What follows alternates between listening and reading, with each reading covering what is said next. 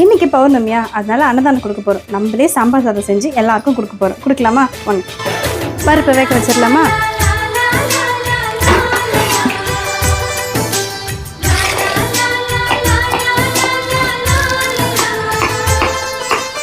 எங்கள் சொந்தம் பார்த்தாலே சொர்க்கம் சொத்தி போகுமே, எங்கள் வீட்டில் பூத்தாலே பூவின் நாயுள் கூடுமே.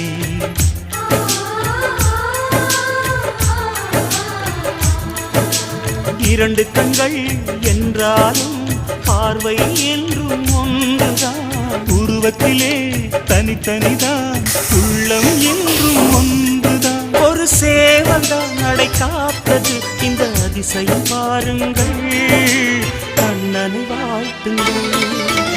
எங்கள் வீட்டில் எந்தானோ